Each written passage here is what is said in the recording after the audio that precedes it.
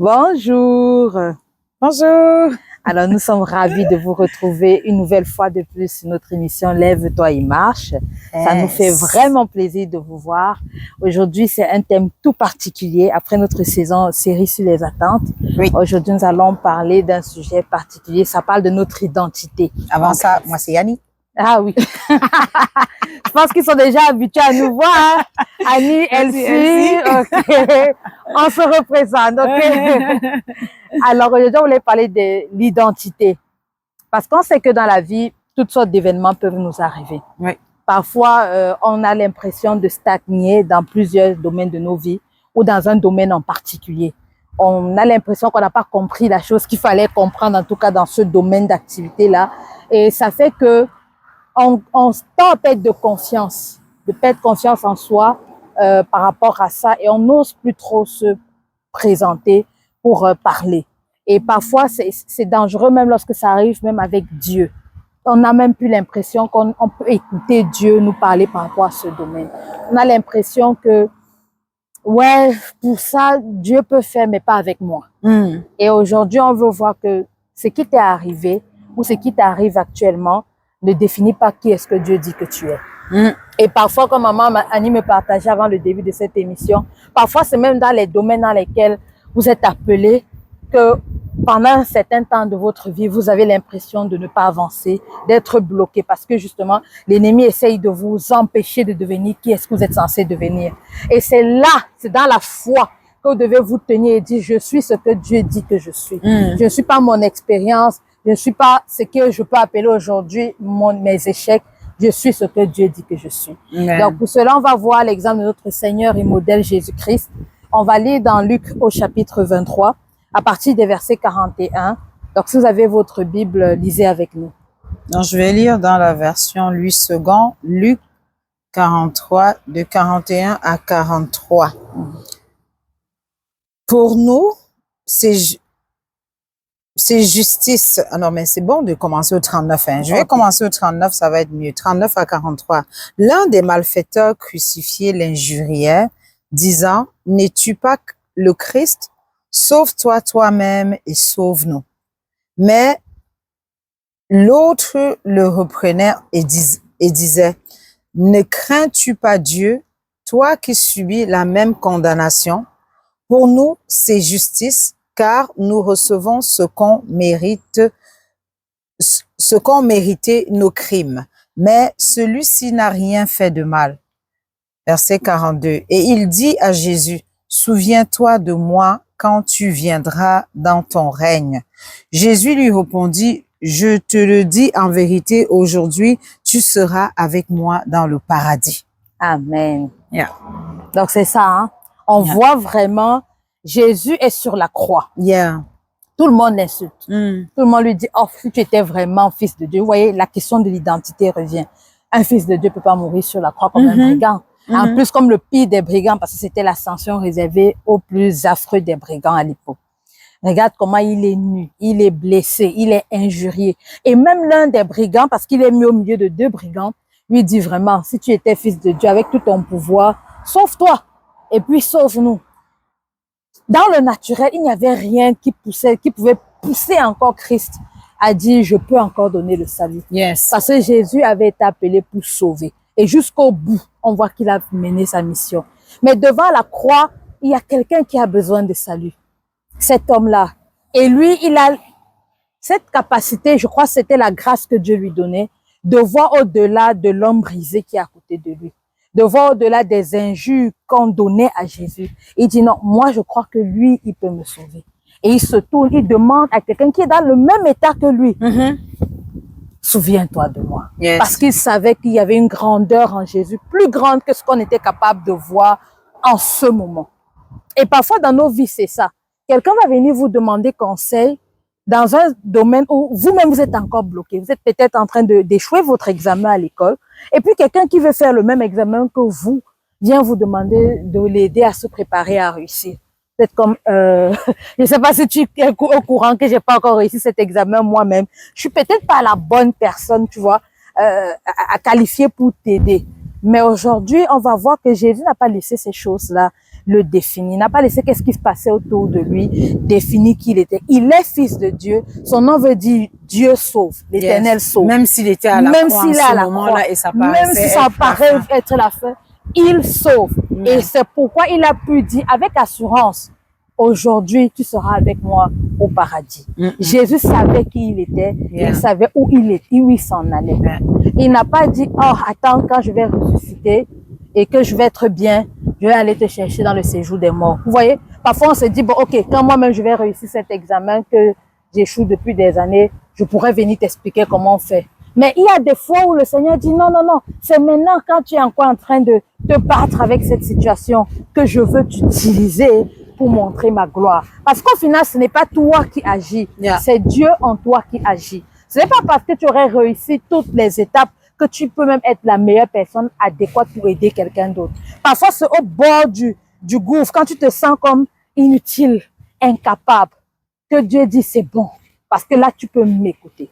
Et c'est ce qu'on voudrait créer en vous, cette confiance-là de dire, Seigneur, si tu veux m'utiliser, tu peux encore m'utiliser. Je ne vais pas attendre quand je vais me sentir mieux dans mes capacités. Si tu dis que tu veux passer par moi pour donner une parole à quelqu'un, pour donner une solution à quelqu'un, je ne vais pas me bloquer. Je ne vais pas me bloquer. Amen, amen. C'est tellement important le sujet parce que c'est notre vie de tous les jours, sachant qu'on est dans une vie où il y a toujours quelque chose qui pourrait nous empêcher en fait d'avancer. Mais on est appelé en fait à avancer. On le sait déjà, on doit continuer de marcher par la foi. Et alors qu'elle s'y parle, on voit le côté où c'est pas nous qui faisons. C'est pas nous qui faisons, c'est Dieu qui veut faire à travers nous. Donc, que le Seigneur nous fasse vraiment grâce de toujours nous positionner, quelle que soit notre situation, qui n'est peut-être pas encore réglée. On nous appelle tout le temps à continuer de servir Dieu. Tu n'arrêtes pas de servir Dieu parce que voilà, tu attends un enfant depuis des années. Et puis là, tu boudes de Dieu. Tu dis, bon, ben, Seigneur, j'arrête de te servir parce que je n'ai pas l'enfant que je veux. Non, tu dois continuer de servir Dieu. Et peut-être même Dieu t'appelle à prier pour les personnes qui doivent enfanter. Oui. Et donc, continue de prier, continue d'être au poste. Parce que tu ne sais pas comment Dieu va faire. On dit Dieu, en fait, il passe par différents, il a un infini de tours dans sa poche. Donc, il fait comme il veut. Et ça me rappelle ce témoignage de cette femme qui s'était découragée parce que justement, elle attendait d'avoir un enfant. Elle a cessé de servir Dieu jusqu'à ce que finalement, elle est encouragée, elle repart. Dit, OK, je vais prendre soin des adolescents à mon église. Et tout comme le Seigneur m'avait mis à cœur. Et c'est ce groupe d'adolescents qui sont devenus les groupes d'intercesseurs pour elle et elle a pu enfanter. Amen. Elle aurait pu rester chez elle et dire, ah non, je ne vais plus servir Dieu. Mais Dieu, je suis pas capable de m'occuper des enfants. Parce que si j'étais capable, c'est que j'aurais déjà eu ma part d'enfant. Oui, c'est les mensonges du diable. Tu dois même continuer de prier pour une autre qui vient là, comme toi, oui, qui n'a pas d'enfant. Tu pries pour elle et elle enfante même avant toi. Oui, elle enfante même avant toi. On le voit tous les jours. Et ça te donne la foi. Tu es là. Mais oui, tu n'as pas encore quelque chose, mais tu aides quelqu'un à avoir. Amen. Et Dieu ne t'a pas oublié. Amen. Dieu ne t'a pas oublié. Et c'est ça qui va te donner la vie. Et tu vas avoir ce que Dieu a prévu pour toi. C'est tellement important. Amen. On a vu même Elsie, j'ai entendu des témoignages des pasteurs. Ils étaient là, ils pouvaient prier. Les gens sont guéris et tout, mais ils avaient un enfant malade à la maison. Ils avaient un enfant malade à la maison parce que c'est Dieu qui fait. Et il sait comment il est le maître, le chef-d'œuvre en fait de notre vie. Il sait comment il fait les choses et à quel moment et pourquoi. Et donc, il faut continuer de lui faire confiance et dire, Seigneur, c'est comme tu veux. Ouais. Moi, je me positionne toujours pour toi parce que ma vie t'appartient et tout ce que j'ai est à toi. Est à toi. Est à toi. Et amen. Vraiment, et comment cette pensée est venue dans mon cœur? Un jour, je marchais et le Seigneur m'a rappelé une situation que j'avais vécue moi-même. Il y avait un domaine de ma vie où j'avais l'impression que l'autre là, je comprends rien. Là. Parce que c'était toujours comme, j'avais l'impression en tout cas de vivre échec après échec. Et parfois, lorsque j'ai dit, OK, j'ai compris un peu, ouf, je vis encore un truc encore même plus grave que le passé. Donc, il me disait, OK, là, ne parle pas de ce sujet, tu peux parler de plein d'autres choses, mais celui-là, c'est comme si ton expérience t'a montré à suffisance que tu ne connais pas. Donc, tais-toi. OK, c'est vrai qu'il faut apprendre de nos expériences, mais nos expériences ne définissent pas qui nous sommes. Puis, voilà que j'ai un proche à moi qui effectivement vit une situation où il a besoin de conseils. Il vient me voir et il me dit, est-ce que tu peux me conseiller? J'écoute son histoire et ça, c'est dans le domaine où moi, j'avais l'impression que je ne peux pas réussir, en fait. Et j'étais pas bien. Je pouvais pas lui dire ça en face, mais j'étais pas bien parce que je disais, il aurait dû peut-être poser sa question à quelqu'un d'autre. Mais qui est cette autre personne puisque je suis sa sœur, je suis son aînée. Il pouvait pas poser ça à quelqu'un d'autre comme question. Alors j'ai beaucoup hésité pour aller chercher la face de Dieu, pour demander à Dieu de qu'est-ce qu'il avait à dire par rapport au sujet. Je crois bien sûr que Dieu pouvait l'aider, mais je ne croyais pas que Dieu pouvait l'aider au travers de moi. Ça, c'était surtout où j'étais bloquée. Mais j'ai prié parce que je ne peux pas laisser la situation stagner. Faut quand même prier. Et puis là, je prie, mais vraiment, j'avais pas confiance du tout. Mais je priais parce que c'est que Dieu voulait lui faire du bien. Et puis Dieu m'a parlé clairement. Quand Dieu me parle, je suis même en train de douter. Est-ce que c'est pas moi qui suis interprète, parce que moi, cette situation m'a déjà tellement dérangée, je suis interprète. J'ai beaucoup hésité, mais ça revenait. J'ai dit, ok, je vais lui dire ça avec douceur. J'ai dit, Seigneur, permets que je puisse communiquer ton message avec vraiment toute la vérité que je crois. Et puis, je l'ai fait et ça a débloqué sa situation. Amen. Il aurait pu être dans un trou et je n'aurais pas pu, si j'avais laissé cette peur, cette manque de confiance à moi par rapport à ce domaine, peut-être il aurait commis des erreurs graves. Et ça me revient aussi avec le monsieur auprès de la croix. C'était la dernière chance que cet homme avait d'être sauvé.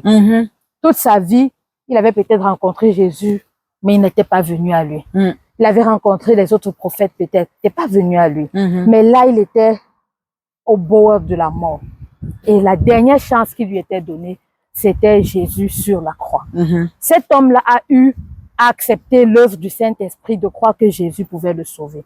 Mais si Jésus n'avait pas accepté qu'il est le sauveur, même s'il est sur la croix, et qui dit c'est quand je vais aller bien, cet homme n'allait pas être sauvé, parce qu'on sait qu'après la mort vient le jugement. Alléluia. Et parfois, les personnes que Dieu met à vos côtés, parce qu'il veut vous utiliser, vous ne savez peut-être pas si c'est la dernière chance qu'elles ont pour sortir de la situation dans laquelle elles sont.